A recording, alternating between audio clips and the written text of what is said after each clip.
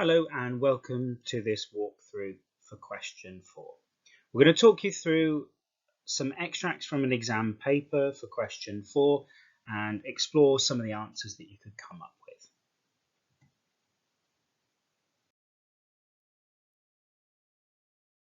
Now usually we'd use the whole text, and in the exam you would have the whole text in front of you, but for today we're just going to use a short bit of the text to get a sense of what to do with this question.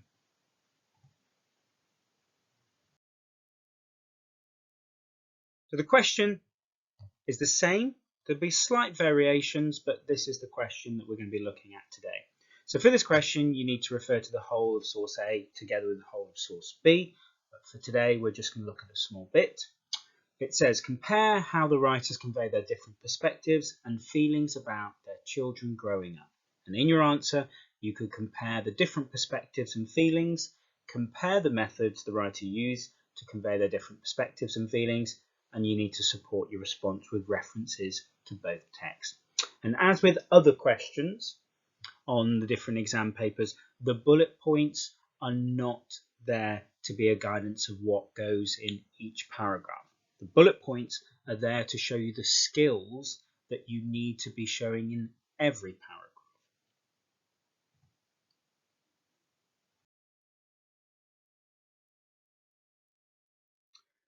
Okay, what we're going to get you to do now is we'd like you to pause the video and we'd like you to have a go at the thought processes that will be involved in the actual question itself. So you've got two extracts, and we haven't given you the full extract, just a little bit of the text itself. And we want you to decide what's interesting about the perspective. We're looking at this idea of children growing up. So what's interesting about their perspective on children growing up? What's interesting about their thoughts and feelings about growing up? And what's interesting about the way that they've used language? So what we'd like you to do is pause the video and just jot down some notes and see if you come up with ideas that we've come up with. So pause the video now, and when you see the pause symbol disappears, that's when we'll go through the answers.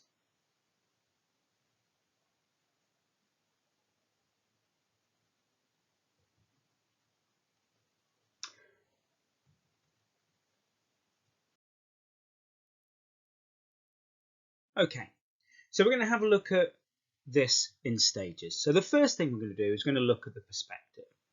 And the perspective that we've got here with source A is that it's a father, and a quite inexperienced father. And this is where you've got to remember about how the perspective is really, really important, because the son is only a year old. So they've not got much experience of being a father, 1 year. So they're quite new to this all. So that would have an understanding about why the writer thinks and feels in the way that they do. They're in the moment, so they're actually watching the child grow up in front of them. And actually at this point, the child is still very young. And a subtle thing is the fact of where this is actually written, and it's from The Guardian. And Guardian we tend to associate with people being of a very liberal attitude and tend to be quite educated people. So it gives us a sense of who this person is that's writing. And so when we think about the thoughts and feelings, often we can kind of link them back to the perspective. This is because he is an inexperienced father, or this is because the child is still growing up, or this is because the child has got a very liberal attitude towards things. So what does the writer think then? So the writer thinks that this is too fast, and he uses words like blasting, the idea that it's happening too fast, and the fact that some things might be lost forever. And so he's talking about this little bit here with a tiny baby nestled in the crook of my arm. That is an experience that he won't be able to get again. So once it's gone, you can't recreate that experience. And he gives us this idea that the child is constantly changing all the time, and that actually it's not one child, it's lots of different children that he's got. And so the child is changing all the time, constantly changing. And so it's a sense of confusion really for it. Well, what is feelings? And remember, it's vocabulary and ideas that we're looking for. We're looking for things that are hidden in the text, that are suggested in the text, that we've got to pull out and draw out. So the father is worried he'll miss things. And so he's kind of like, it's happening so fast for him, he's worried about missing the important things. And he's talking about this idea of it changing him. He's somehow different. Little bits of him are being lost. So he's not quite the same person as he used to be. And there's a sense of sadness, that the child is no longer the child that he used to have. And maybe a regret that he didn't realise what was going on at the time. And as he gets older, and as the child gets older, he's kind of realising that maybe he didn't think about what was going on at the time and didn't really appreciate it. And another thing that we get from this extract itself is a sense of things being both happy and quite sad. Often when we're looking at a text and we're thinking about what the writer's thoughts and feelings, well, you can have two conflicting ideas in your mind and in your heart when we're dealing with something.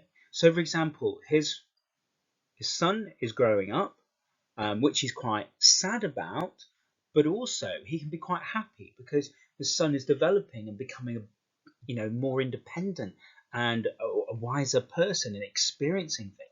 So a parent can have, and any writer can have, positive and sometimes conflicting feelings. They can feel on one hand one thing and on the other another thing.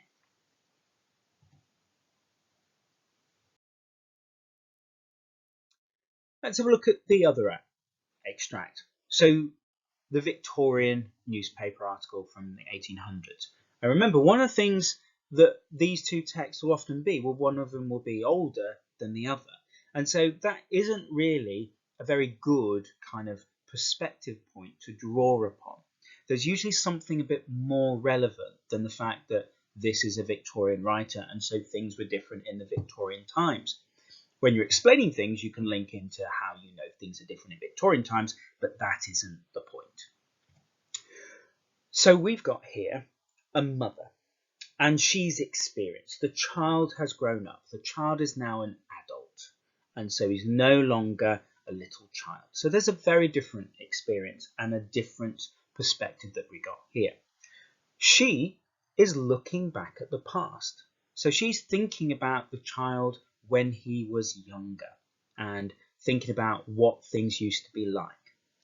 And this is long after the event of growing up. And so unlike the other writer who's talking about the child growing up and he's in the middle of that experience, this is a writer talking about the past. And so we'd expect them to probably be nostalgic and positive about it. So what do they think? Well, they probably realise that they've made mistakes through inexperience. And we can see bits like that, through that inexperience, they would fret and scold.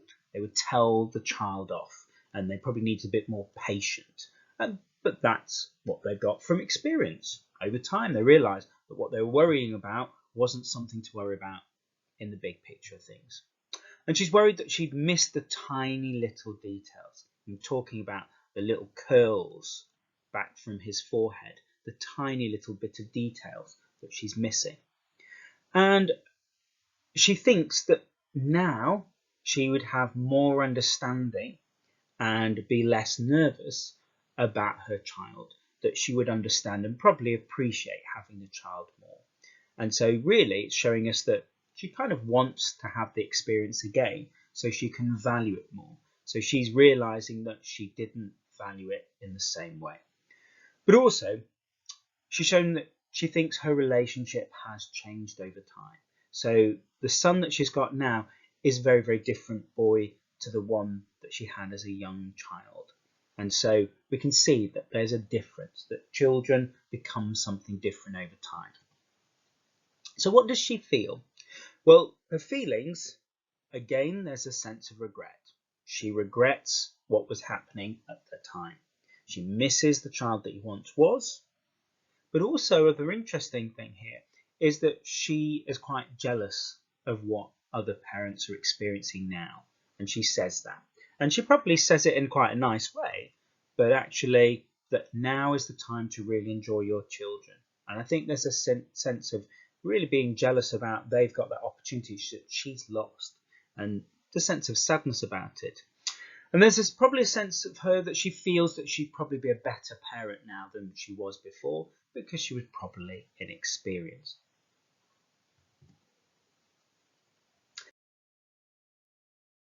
So there we have the differences, and we can see that there are some connections already. And you can see that we're seeing different perspectives and different ideas. And we've got some ideas here that actually they both regret. They both have different types of regret, and that kind of, whether they're experienced or inexperienced, they still regret things that are going on at that time. We've also got this idea about missing things, that there's this connection here about missing things, that it's too fast for him and he's worried that something might be lost, and she's kind of missed the tiny details. And so she's kind of at the other end of the spectrum. She's thinking back and going, oh, I missed these sorts of things, whereas he is in the moment thinking, what am I missing? I could be missing things that I don't know what I'm going to miss. So you can see that there are connections across the text, and that's the kind of thing. And a lot of people think about looking for differences and similarities. Well, really what we're looking for is connections. How can you link these two texts together? Can you connect them from their perspective? Can you connect them through their thoughts? Can you connect them through their feelings?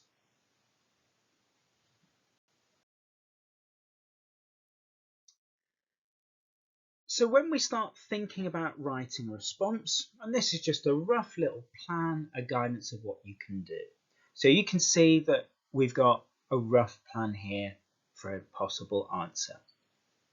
So a first paragraph could be about source A and B. It's both about they regret the speed of their child growing up. That happens too fast, too quickly. And we've got this idea here, that we've got this idea of the verb blasting. So the writer, we can see that blasting is something that happens fast and quick, and the blast is sometimes an explosion, and after explosion you can't fix things. So they're kind of saying that the experience, it happens so fast you don't realize what's happening at the time, and it's what was really nice could be destroyed and you've replaced by something else. So we can see that sense of how the father feels that.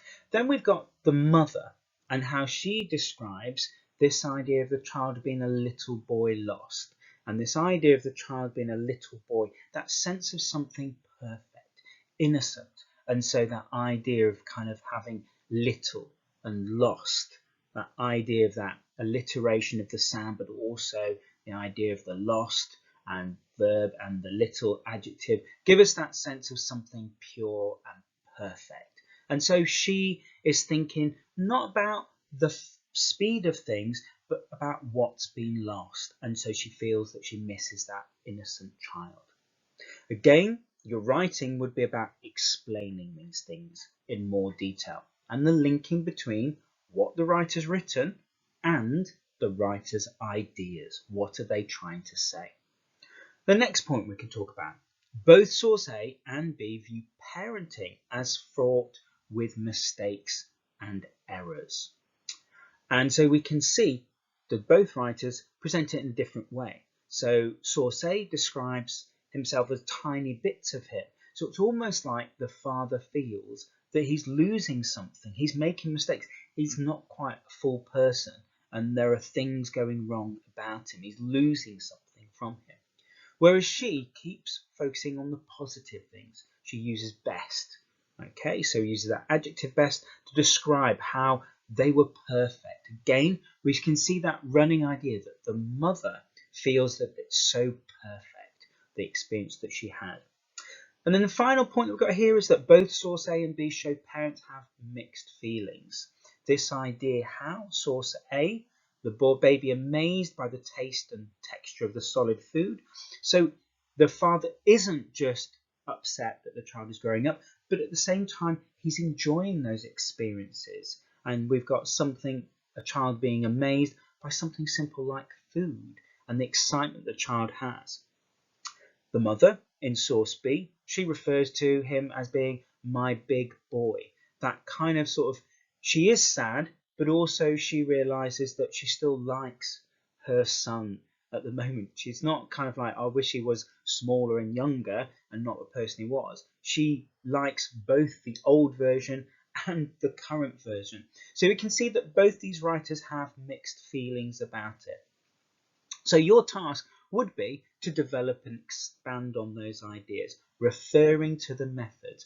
And remember that this question is about linking the writer's thoughts and feelings to the language, and then explaining why the writer thinks and feels this by linking it to their perspective. What is it about their perspective?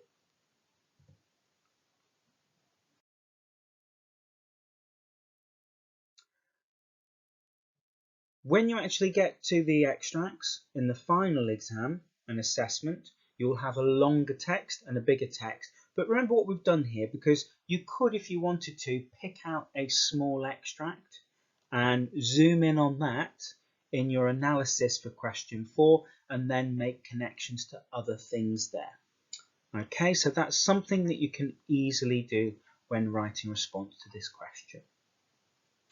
Do check out our YouTube channel for other videos and other walkthroughs. Thank you.